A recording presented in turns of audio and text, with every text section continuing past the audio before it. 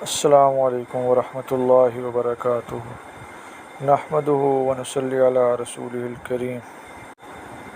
حضرت انس رضی اللہ تعالیٰ عنہ سے روایت ہے کہ بیعت رضوان کے موقع پر حضرت سیدنا عثمان غنی رضی اللہ تعالیٰ عنہ حضور صلی اللہ علیہ وآلہ وسلم کی طرف سے سفیر بن کر مکہ گئے تھے۔ خبر مشہور ہو گئی کہ عثمان رضی اللہ تعالیٰ عنہ شہید کر دیے گئے۔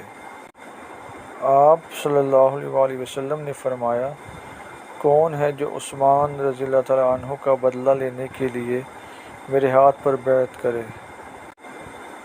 اس وقت 1450 صحابہ رضی اللہ تعالیٰ عنہم نے حضرت عثمان رضی اللہ تعالیٰ عنہ کا بدلہ لینے کے لیے حضرت صلی اللہ علیہ وآلہ وسلم کے دست حق پرست پر بیعت کی۔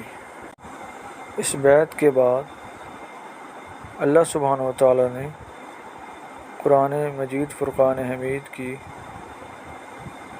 48 نمبر سورہ فتح، جو کہ 26ویں پارے میں ہے، اس کی 18 نمبر آیت میں ان صحابہ رضی اللہ تعالیٰ عنہم کے لیے رضامندی کا اعلان کیا۔ ترجمہ: بے شک اللہ تعالیٰ ان مومنوں سے راضی ہو گیا جنہوں نے اے پیغمبر صلی اللہ علیہ وآلہ وسلم درخت کے نیچے بیٹھ کر تیرے ہاتھ پر بیعت کی ہے۔